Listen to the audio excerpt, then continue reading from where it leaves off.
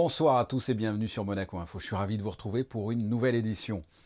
Vous en avez l'habitude, depuis le début des Jeux Olympiques, nous irons à Tokyo pour vous donner les résultats des sportifs monégasques, que ce soit en judo avec Cédric Bessy, en tennis de table avec Xiao Xinjiang.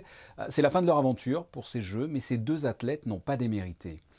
Vous écouterez également à Tokyo le prince Albert II qui a suivi de près cette aventure olympienne. Que pensez-vous des Jeux Olympiques? Y a-t-il des disciplines qui vous intéressent particulièrement? Nous vous avons posé la question. Comment se porte l'hôtellerie à fin juillet et quelles sont les perspectives pour août et septembre? Vous allez le voir avec notre invité Frédéric Darnay, le directeur général du Monte Carlo Bay. Les chiffres sont plutôt bons. Nous prendrons le large pour suivre un stage de plongée à l'Académie de la mer tenu par Pierre Frolat. Vous vivrez également une opération de marquage de thon rouge organisée ce week-end par la Fédération monégasque de pêche en mer, un concours sportif mais également scientifique. Comment se porte la barrière de corail en Australie? Pour répondre à cette question, le directeur du Centre scientifique de Monaco, il faut savoir que 14 personnalités, dont le prince Albert II, appellent l'UNESCO à inscrire la grande barrière de corail sur la liste du patrimoine mondial en danger en raison de sa dégradation provoquée par le changement climatique. Et enfin, nous irons au Fort Antoine où s'est joué un concert en hommage au maestro italien disparu l'an passé, Ennio Morricone. Avant de développer tout cela, vous le savez, les masques sont obligatoires en extérieur à partir de 5 ans, sauf au niveau des plages. Et pour ce qui est des passes sanitaires, ils sont demandés à toutes les personnes de plus de 16 ans qui souhaitent aller au restaurant et dans les bars à Monaco, à l'exception, entre autres, des monégasques résidents et salariés. Eh bien, à compter du 23 août, le pass sanitaire sera nécessaire pour tout le monde voulant se rendre dans un restaurant ou un bar. C'est ce qui vient d'être décidé. Le prince souverain a validé la proposition du gouvernement. Il faut savoir que depuis plusieurs semaines, le nombre de cas positifs à la Covid-19 et le nombre de patients hospitalisés sont en augmentation. Si ces derniers temps, les personnes prises en charge au CHPG étaient des personnes non résidentes, les chiffres arrêtés hier soir font apparaître 7 résidents sur les 14 personnes soignées à l'hôpital. La plupart des personnes contaminées et la très grande majorité des patients hospitalisés ne sont pas vaccinés et présentent un profil plus jeune. En résumé, pour aller dans un restaurant ou un bar, il faudra un pass sanitaire, même si l'on est monégasque ou résident à compter du 23 août. Ce délai permettra aux personnes qui souhaitent se faire vacciner de finaliser ce parcours vaccinal.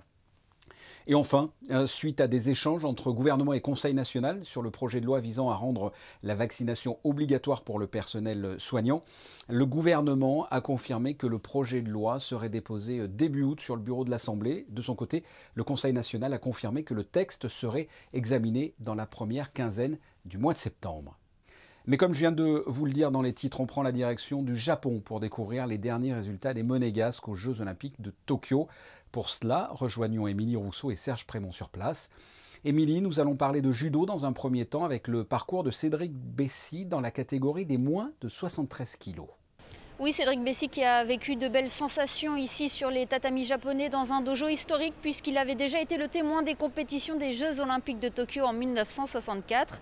Le monégasque a géré sa participation en remportant son premier combat avant de s'incliner au tour suivant. Quel bilan en tirer? Nous avons rencontré Cédric Bessy hier et son entraîneur Marcel Pietri pour analyser avec eux cette compétition. Il a fait le job, il a marqué un bel hippon et surtout il a su bien gérer son stress. C'est peut-être un peu son défaut, c'est le stress, et il a très bien géré son stress. Et il arrive bien concentré, il a fait ce qu'il fallait, il a marqué un bel hippon et ça fait plaisir à tout le monde, et en premier à lui et aussi à moi. J'avais quand même une grosse pression par rapport au premier combat. Je voulais absolument le passer. Et contre le Mongol, je fais vraiment, je donne le meilleur de moi-même, quoi. Donc, il y a un peu des regrets dans le sens où je perds le combat et quelque part, sur le papier, il était quand même au-dessus de moi. Mais bon, voilà, j'étais là pour... j'ai démarré le combat pour le gagner. Quelque part, ça m'a fait rêver parce que quand j'étais gamin, il me montrait ses photos, tous ses souvenirs olympiques. Donc j'en rêve depuis longtemps. Et là, j'y vais, je passe un tour et je pense qu'il est content pour moi aussi. Donc, il va y avoir un petit dîner familial et ça sera sympa. Autre athlète en compétition, elle était porte-drapeau, Xiao Xinjiang. Après avoir remporté sa première rencontre en tennis de table, ça a été beaucoup plus compliqué face à l'adversaire suivante. Eh bien, c'est la fin de l'aventure pour Xiao Xinjiang dans ces Jeux. Opposée à la numéro 2 mondiale, la chinoise Sun, la monégasque s'est inclinée 4-0 en 16e de finale. Nous y reviendrons d'ailleurs dans notre édition de demain. Que ce soit Xiao Xingyang, Cédric Bessy ou les autres athlètes monégasques, ils auront tous pu compter, Émilie, sur le soutien et les encouragements du prince Albert II. Oui, le prince Albert II est depuis le 19 juillet à Tokyo. Il a tout d'abord participé en amont à la 138e session du CIO et depuis vendredi dernier, il se rend sur les différents sites des Jeux pour suivre au plus près les compétitions. Il a pu s'imprégner de l'ambiance olympique dans un contexte dominé par la crise sanitaire. Je vous propose de l'écouter. Les Jeux ont bien débuté avec des très belles installations, pratiquement partout où j'ai pu aller. Vraiment les installations sont de tout premier ordre. Les compétitions se déroulent bien avec vraiment très peu de problèmes. Je crois que nos amis japonais mettent beaucoup d'efforts et beaucoup de sérieux dans cette organisation des Jeux, avec les contraintes que l'on connaît et qui sont malheureusement très importantes, mais qui sont malheureusement nécessaires. Et puis, bien sûr, ce qui frappe surtout et ce qui est vraiment dommage, c'est cette absence de spectateurs. Alors, bien sûr, dans certaines enceintes fermées, il y a un petit groupe de membres de la famille olympique qui peuvent encourager les athlètes, et ça c'est une belle chose à voir. Et malheureusement, dans d'autres sites, c'est beaucoup plus compliqué. Et donc, c'est vraiment... ces Jeux manquent un peu d'âme à cause de cela, mais personne n'y peut rien. Et malheureusement, ce sont les mesures qui ont été prises. Et lors de sa présence à Tokyo, le prince Albert II a été reçu par le consul général honoraire de Monaco au Japon, Ken Kobayashi, lors d'un dîner qui s'est déroulé non loin de Tokyo, comprenait le palais impérial. Vous pouvez l'apercevoir sur ces images. Le souverain et le consul se sont entretenus lors de ce dîner, durant lequel plusieurs thèmes ont été abordés, dont bien évidemment les Jeux Olympiques, avant de procéder à un échange de cadeaux. On s'éloigne de Tokyo pour rejoindre la principauté, mais on reste dans la même thématique. Vous allez le voir, la flamme brille aussi à Monaco. Archibald de Sandretto est allé à votre rencontre et vous a demandé ce que vous pensiez de ce rendez-vous sportif international. Oui, je trouve ça toujours motivant de voir que c'est vraiment une passion pour certaines personnes qui se donnent à fond. Je trouve ça toujours un peu inspirant. Oui. I like a lot Olympic Games because I think that's very important. J'ai pu regarder le judo là. La deuxième place de la française au judo, puis voilà, sinon j'ai un peu regardé le skateboard aussi, vu que c'est nouveau, et c'est sympa. Je pense que c'est intéressant de voir qu'il y a le surf et le skateboard, c'est la première fois de l'histoire des Jeux qui sont là, et je pense que c'est intéressant aussi de mettre à l'épreuve d'autres sports et d'autres athlètes. Le basket à 3, moi j'ai bien apprécié le basket à 3. Ça apporte de la nouveauté, et même pour la jeunesse, je trouve ça vraiment bien d'apporter de nouveaux sports, ça fait découvrir de nouvelles choses à la télé, franchement. On trouve ça super. Après cette actualité olympienne, nous vous accueillons Alexandra Pani pour un tour de l'actualité monégasque. Bonsoir Alexandra, on fait le point sur les dépistages réalisés en principauté la semaine dernière. Bonsoir Fabien, 5679, c'est le nombre de tests PCR et antigéniques pratiqués sur des résidents et non-résidents de la principauté depuis le 19 juillet. Parmi ces tests, 4% se sont révélés positifs. Vous avez remarqué que le nombre de personnes positives a augmenté ces derniers jours. Le taux d'incidence est donc passé de 156,45 à 268,58. La Jeune Chambre économique relance ses petits déjeuners conférences. Et le prochain en date se déroulera jeudi à 8h15 au Café de Paris autour du thème Identité numérique. Le maire Georges Marsan et Frédéric Genta, délégué interministériel chargé de la transition numérique, seront les invités. Un point circulation, Alexandra, du côté de l'hôpital Princesse Grace. L'accès au centre hospitalier par l'avenue Pasteur est fermé de nuit depuis hier et le sera à plusieurs reprises ces prochaines semaines, entre 20h et 6h du matin, du 26 au 30 juillet, puis du 2 au 6 août et enfin du 9 au 11 août. L'accès sera maintenu par le boulevard de Belgique. Merci Alexandra, on vous retrouve pour un autre point sur l'information un peu plus tard. Comment se porte l'hôtellerie en principauté? Est-ce que le tourisme est bien présent? Nous sommes fin juillet, c'est l'occasion de faire un bilan estival à mi-parcours. Avec nous, le directeur du Monte Carlo Bay, Frédéric Darnay, bonsoir. Bonsoir Fabien. Comment ça se passe dans votre hôtel? Est-ce que la clientèle est là? Par rapport au mois de juillet, nous arrivons en fin juillet. Nous sommes au-dessus de ce que nous avions prévu, si vous voulez, au niveau budgétaire quand on travaille nos budgets. Donc pour l'instant, nous sommes assez satisfait de la saison à date. Quand vous dites on est au-dessus, c'est par rapport aux années hors Covid ou par rapport à l'année dernière quand il y avait la crise sanitaire? Par rapport aux années hors Covid, bien sûr, on est quand même loin des chiffres que nous réalisions, surtout l'année 19-20 qui a été record par rapport au Monte-Carlo Bay, je crois, au niveau du groupe. Nous avons quand même pas loin de 30 points d'écart de taux d'occupation sur l'hôtel. Mais par rapport à N-1, nous sommes largement au-dessus de N-1 et nous sommes aussi au-dessus de nos prévisions budgétaires, malgré le Covid et malgré toutes les restrictions sanitaires dont nous avons besoin pour essayer de juguler cette pandémie. Et cette clientèle est la même que les autres années, hors Covid? Ce qui nous manque, c'est la clientèle internationale, la clientèle américaine, la clientèle des pays du Moyen-Orient. Ce sont des clients aujourd'hui qui ne sont pas présents sur les lieux. On a un peu de clientèle russe avec la réouverture des vols depuis le 24 juillet entre la Russie et la France et avec l'aéroport Nice-Côte d'Azur, mais ce ne sont pas les volumes que nous avons connus par rapport aux années précédentes. Et c'est une clientèle quand même de luxe, haut de gamme, moyen de gamme. Comment pourriez définir cette clientèle? Non, c'est une clientèle haut de gamme parce que par rapport à nos prix de vente que nous avons, parce que nous ne soldons pas nos prix, nous avons des prix qui correspondent à la saison. Et ça, c'est un engagement fort. On ne veut pas brader nos hôtels, on n'est pas là pour brader notre produit, parce que le service donné est toujours là, que ce soit sur tous les départements, que ce soit en intérieur, en externe, donc les services sont là. Donc on ne brade pas nos prix et nous avons une clientèle de bon niveau. Et la durée des séjours est en moyenne identique aux autres années? Sur le Monte-Carlo Bay, je parle par rapport au Bay, nous sommes légèrement supérieurs à ce que nous vivions avant. Peut-être avant, les gens voyageaient plus facilement et passaient peut-être 3-4 jours en principauté avant de rebondir ailleurs. Là, on a des séjours qui sont allongés d'un jour, 1,2 jours pour être précis, quoi. Et qu'est-ce que cette crise sanitaire a changé dans l'organisation, dans le fonctionnement de l'hôtel? J'imagine qu'il doit y avoir des contraintes, des consignes sanitaires. Alors nous avons bien sûr toutes les mesures gouvernementales qu'on fait appliquer à la lettre, et il n'y a aucune dérogation pour ça. Et ce qui est obligatoire, parce que vu la période dans laquelle on est, si nous ne montrons pas l'exemple, nous, les clients, on a du mal à leur faire comprendre qu'ils doivent respecter les mesures. Alors les mesures, toutes les procédures de nettoyage, si vous voulez, sont plus longues que ce qu'on a vécu avant, même si on avait des procédures de nettoyage très strictes, là ça prend un peu plus de temps. Tous ces services de petit déjeuner où avant on avait des buffets à profusion, on a toujours des buffets à profusion, mais le client ne peut plus se servir, on sert le client à sa place. Donc ce sont des procédures de service qui ont évolué, des procédures de nettoyage. Toutes les procédures de check-in sont beaucoup plus longues qu'auparavant. Ce sont les mesures qui nous les imposent et on les respecte. La clientèle joue le jeu en règle générale? Si vous voulez, vous avez toujours les rapports 90-5-5, si je peux dire ça. Vous avez toujours une partie de la clientèle qui, quoi que vous fassiez, va râler, quoi. Ils ne comprennent pas, et pourquoi, et ceci et cela. C'est pas les 90, là, c'est les 5, on est d'accord. Oui, ce sont ces fameux 5%, si vous voulez, qui disent « mais j'étais ailleurs, on n'a pas été aussi strict ». Je dis « écoutez, monsieur ou madame, peu importe, nous avons des mesures et on doit les respecter et on les fait appliquer ». On ne peut pas faire tout et n'importe quoi, sinon c'est ouvert.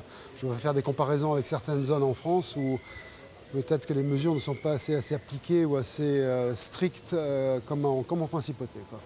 Et le fait que les masques soient redevenus obligatoires depuis samedi à l'extérieur, ça a changé les choses pour la fréquentation hôtelière? Il y a eu des annulations ou ça n'a rien changé du tout? Alors à date, aujourd'hui, on n'a pas eu d'évolution, que ce soit en positif ou en négatif. C'est simplement le comportement client des gens. On a toutes les informations qui passent au niveau des chambres. Le client est averti en amont et en aval, bien sûr. Donc c'est de faire comprendre qu'il doit reporter le masque partout en principauté, dans tous les lieux, en extérieur, sauf autour du bassin et autour des piscines, où le masque reste pas obligatoire. Quelles sont les perspectives pour le mois d'août et même plus loin, en septembre? Est-ce que vous pensez que ce seront de bons mois touristiques pour votre hôtel? À date, au mois d'août, nous sommes dans la montée en charge correcte de la prévision qu'on s'est fixée. On ne fera pas les mois d'août que nous faisions avant pandémie. L'hôtel avant pandémie, on tournait à 96-97% d'occupation sur les 332 chambres de l'hôtel. Donc on ne sera pas à ce niveau-là. Après, on tombe sur une clientèle septembre, encore une clientèle individuelle, et on tombe aussi sur ce qu'on appelle la clientèle MICE, tout ce qui est congrès et tout. Donc on est en train de voir les impacts, peut-être des reports de business par rapport à différentes contraintes de voyage. On aura des mois pas compliqués, mais des mois où il faudra qu'on soit vigilant en termes de gestion. C'était très clair, vous nous avez bien éclairé sur votre hôtel. Frédéric Darnay, merci. Merci Fabien, je vous souhaite une excellente soirée. Au revoir Fabien. Au revoir. Et non loin d'ailleurs de votre hôtel, sur les plages du Larvoto, se trouve l'Académie de la mer, tenue par l'apnéiste le plus connu de la principauté, Pierre Frolat. Un reportage de Frédéric Debever qui a suivi de jeunes plongeurs à la découverte des abysses. Le signal retentit, les pirates sont prêts. Qui en est-nous? Tous les matins en été, le cri de guerre se fait entendre sur la plage de Larvoto. Les pirates des abysses, ce sont des jeunes monégasques de 7 à 15 ans avec un point commun, une fin d'aventure insatiable. Là, je suis en train de griller la bouteille, donc il faut mettre ça, il faut le mettre là. Et je l'ai mal fait. Tu vois, il y a un petit ressort. Ok. Tu vas faire quoi aujourd'hui? On va faire la plongée et la randonnée palmée. Pendant 5 jours, les enfants partent vers les plus beaux plans de plongée autour de Monaco. Aujourd'hui, direction la rade de Villefranche pour y découvrir l'écosystème. Milieu largué. Généralement, les bêtes. Personne à bord. Alors l'Académie monégasque de la mer a une mission bien précise, c'est la sensibilisation à la faune et à la flore méditerranéenne pour les enfants à partir de 8 ans. Et par le biais de 3 activités principales que sont la plongée libre, la plongée scaphandre et la randonnée subaquatique. On fait un stage de plongée, mais on ne fait pas que de la plongée, on fait des randonnées palmées, on fait des nœuds, on apprend la faune et la flore et des fois on fait du sauvetage aquatique. Chaque semaine, une cinquantaine d'enfants se relaient à l'Académie monégasque de la mer. En 20 ans, l'école n'a cessé d'évoluer jusqu'à atterrir dans les nouveaux locaux du Larvoto début juillet. Un établissement 2 fois plus grand pour une capacité d'accueil doublée. On avait une ancienne formule il y a 4 ans, de 2002 à il y a 4 ans, donc jusqu'en 2017. C'était tout au départ de la plage. On partait du local, on était sur la plage toute la journée et les activités avaient lieu en bordure de plage. Depuis 4 ans qu'on a ce bateau, on est tous les jours en mer et on se rend compte qu'on ne peut pas répondre à toutes les demandes. C'est-à-dire que même en accueillant 65 enfants par jour, on en refuse pratiquement 25 tous les jours. On sait déjà que l'année prochaine, on va multiplier nos activités de façon à principalement répondre aux attentes des gens. Protéger la nature à mes risques et périls. L'Académie monégasque de la mer propose également tout au long de l'année des séances pour tous les publics. On reste au large avec un concours sportif et scientifique. La Fédération monégasque de pêche en mer a organisé ce week-end une compétition de marquage de thon rouge de Méditerranée. Des bateaux monégasques, français et italiens ont participé à cette journée à but scientifique. Alexandra Pani vous explique le principe. 30 bateaux pour un départ à l'aube. Leur objectif de la journée, capturer le plus grand nombre de poissons. Mais attention, dans ce concours, aucun d'eux ne finira dans une assiette. Il s'agit d'une compétition catch and release qui consiste à capturer l'animal, le mesurer, lui poser un tag et le relâcher. Ce tournoi est proposé par la Fédération de pêche en mer monégasque pour allier plaisir sportif et recherche scientifique. Chaque bateau est équipé d'un applicateur et de tags de la Fédération monégasque de pêche en mer. Et on va essayer donc sur cette journée de taguer un maximum de poissons, histoire de récolter un maximum de données pour notre programme de marquage, qui a pour but de prouver que le sanctuaire Pélagos est une zone de reproduction sur le long terme. Là, on est sur du tag conventionnel, donc c'est des tags qu'on peut appliquer sur la majorité des poissons, de 10 jusqu'à 100 kg, même plus si on arrive à faire plus. En majorité, ça va être des poissons qui vont faire entre 10 et 30 kg. Ce type de sortie en mer permet également le recensement d'autres espèces marines présentes dans la zone. 44 poissons ont été capturés, dont un spearfish. 38 tags ont été posés. Une application permet ensuite d'entrer toutes les informations concernant le poisson pour assurer un suivi en cas de nouvelle capture.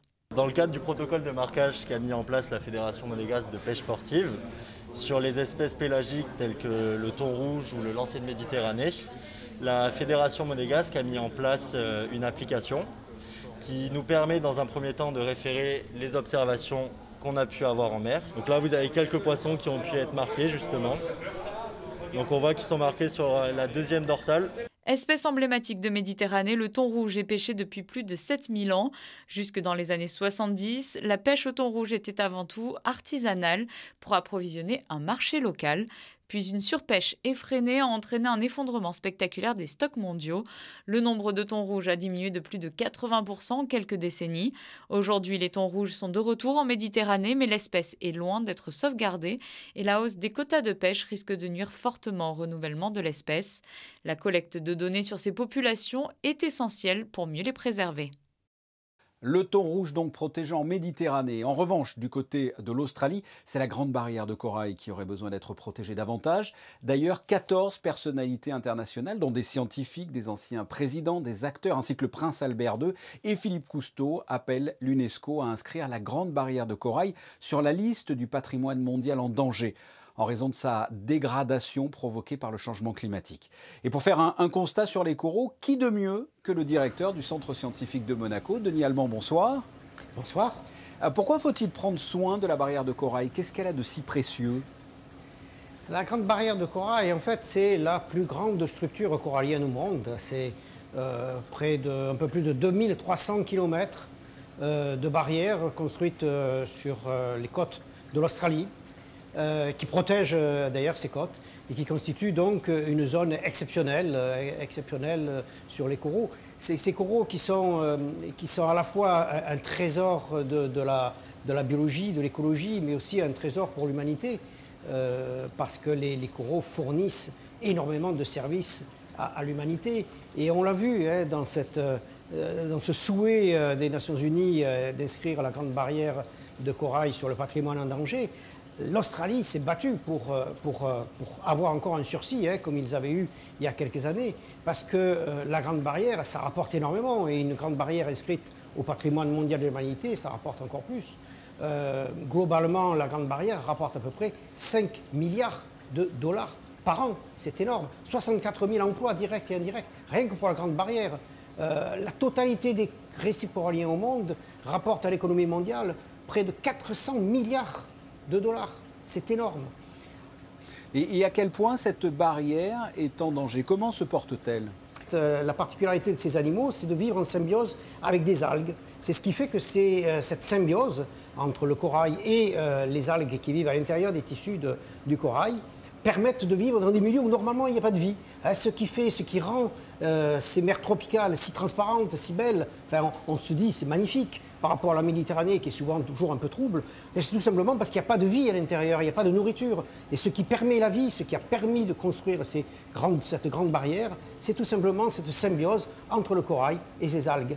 Or, actuellement, le réchauffement climatique, il suffit d'un demi-degré au-dessus d'un certain seuil pour rompre cette symbiose, pour provoquer le divorce entre le corail et ses algues. Et le divorce, ça veut dire quoi? Ça veut dire que le corail va perdre ses couleurs, c'est ce qu'on appelle le blanchissement, mais beaucoup plus grave, il perd en fait la source de nourriture qui lui permet de vivre dans ces eaux où il n'y a pas de nourriture normalement dissoute. Et donc le corail n'arrivant plus à avoir sa nourriture, il meurt petit à petit. Alors si la température reste élevée, que quelques jours, le corail récupère assez rapidement. Au-delà d'une quinzaine de jours, le corail meurt. Et actuellement, la Grande Barrière, près des 3/4 de la Grande Barrière ont été fortement altérés par ces épisodes de blanchissement. Près de 50% de la Grande Barrière a disparu en quelques années. Les épisodes de blanchissement se poursuivent les années après années, deviennent de plus en plus fréquents, ne permettant plus au corail de se régénérer. Et c'est ça le grand problème de la Grande Barrière. Et quelles sont les solutions? Que peut-on faire? La première solution, bien entendu, c'est de suivre l'accord de Paris et de limiter sa production de carbone.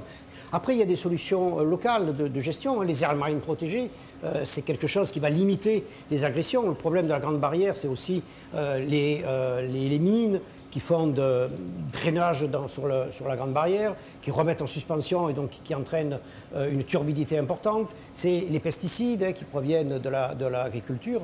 Donc tout ça, ça peut être limité par les aires marines protégées. Malheureusement, une aire marine protégée, ça ne prévoit pas de protéger contre les changements climatiques. Ça n'empêche pas l'aire marine protégée, la température de faire son effet.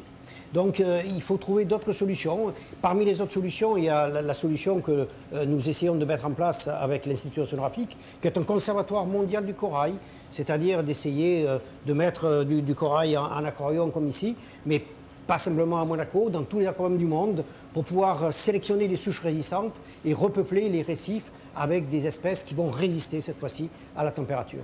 Et vous, en tant que scientifique, vous êtes optimiste, pessimiste? C'est trop tard ou on a encore une chance de préserver cette barrière?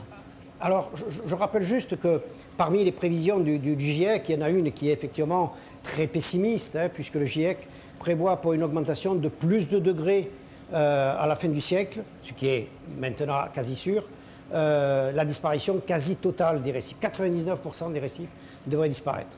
Alors, moi, je reste quand même très optimiste.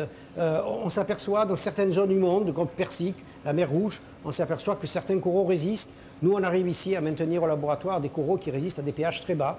Donc, il y a sûrement des capacités du corail à réagir, mais il faut effectivement agir vite. C'est ce qui va permettre cette action de pouvoir faire quelque chose. Au plus tard on va agir, au moins on va avoir des effets. Il faut réagir vite. Denis Allemand, merci de nous avoir éclairé sur la situation de la barrière de corail en Australie. Merci beaucoup. Merci à vous. Sans transition, on vous retrouve Alexandra Pagny pour quelques idées sorties. Elles offrent une vue imprenable sur la principauté et recensent plus de 10 500 cactées et succulentes, pour l'essentiel classées comme espèces rares. Les serres du centre botanique accueillent tout l'été le public du mardi au samedi de 8h30 à 15h30 en accès libre. Il faut penser également à occuper les plus jeunes et pour cela, Alexandra, vous nous proposez des ateliers ludiques et créatifs. C'est devenu une tradition. Chaque vacances scolaires, le nouveau musée national de Monaco propose, en lien avec ses expositions du moment, des ateliers pour les enfants jusqu'à 12 ans. À la Villa Paloma, ils travailleront autour du conte et du théâtre en bois traditionnel japonais. À la Villa Saubert, on voyage dans l'univers de la bande dessinée et plus particulièrement des super-héros. L'enfant pourra choisir son personnage et créer son propre costume, de quoi leur en mettre plein la vue. On reste avec les super-héros pour la programmation du cinéma en plein air. Au programme, Fabien, du DC Comics, du Marvel, mais aussi du Disney. Mercredi, on retrouve le casting au grand complet de The Suicide Squad avec ce semi-reboot du film sorti en 2016. Margot Robbie, dans le rôle d'Harley Quinn, sera bien de retour. À ses côtés, l'on trouvera Idris Elba, John Cena, Sylvester Stallone ou encore Viola Davis. Jeudi, ce sera pour un plus large public, Jungle Cruise avec The Rock et Emily Blunt. Vendredi, vous frissonnerez de terreur devant Spiral. Et samedi, ce sera le retour des super-héros avec The Black Widow de Marvel, incarné par Scarlett Johansson. Culture toujours avec ce concert tribute au maestro italien disparu l'an passé, Ennio Morricone. Les airs les plus célèbres du compositeur, mais aussi des morceaux plus confidentiels ont résonné entre les murs du Fort Antoine. Le reportage d'Alexandra Pagny, Alexandra Marangoni et Louis Borgia.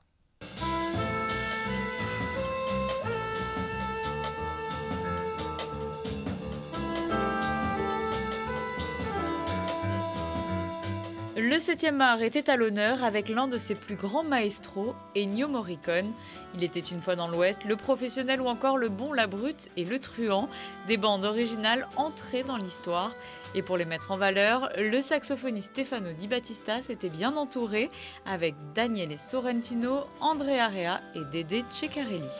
On a choisi des musiques très connues, mais on a choisi aussi quelques musiques qui ne sont pas vraiment très connues, comme La Cosa Buffa, comme La Femme du Dimanche, c'est un vieux film avec Mastroianni et Trintignant, et comme Verusca. Il y a des thèmes qu'en fait on n'a pas connus, on n'a pas trop connus, et nous on a envie de les proposer au public pour redécouvrir justement les choses que lui il a fait. Et je crois que le maestro Ennio Morricone représente un peu toute la beauté italienne en général, c'est-à-dire la capacité de composer des mélodies extraordinaires. Un concert choisi et souhaité par les affaires culturelles conjointement avec le directeur artistique de la SBM, Jean-René Palacio, disparu il y a quelques mois. Cette soirée était l'occasion de lui rendre hommage. C'est avec une grande émotion, bien sûr, que ce soir on se retrouve sous les étoiles avec Jean-René, mais aussi un très grand plaisir parce que c'était sa volonté de nous faire partager ce qu'il aimait, de faire découvrir de grands artistes et surtout avec beaucoup toujours d'amitié et voilà, et un très, très grand plaisir de réunir tout le monde. Et comme c'était son plaisir, ce soir il est réalisé. Après Anne Passeo l'an passé, le public monégasque a répondu présent cette année encore à cette programmation musicale sous les étoiles. Et le Fort Antoine poursuit sa saison théâtrale avec ce mardi soir la pièce « Avec tout ce qui nous reste de la Révolution », c'est Simon, c'est le titre, et vendredi « Voyage, voyage », mais sans Désirless. Et entre ces deux pièces, quel temps va-t-il faire ce mercredi, Alexandra ? Un ciel bien gris mercredi matin, des éclaircies apparaîtront progressivement. Une légère brise soufflera, il fera plutôt chaud dans la journée avec 27 degrés d'annoncé pour l'après-midi. Le soleil se lèvera à 6h12 et se couchera à 21h. Ce journal est terminé, merci de votre fidélité. La suite de vos programmes sur Monaco Info. Avant cela, les clichés du jour, ce sont les vacances et c'est ce thème qui a inspiré Michael Elisi et Stéphane Dana. On se retrouve mercredi à 19h pour d'autres informations. À très bientôt. Au revoir.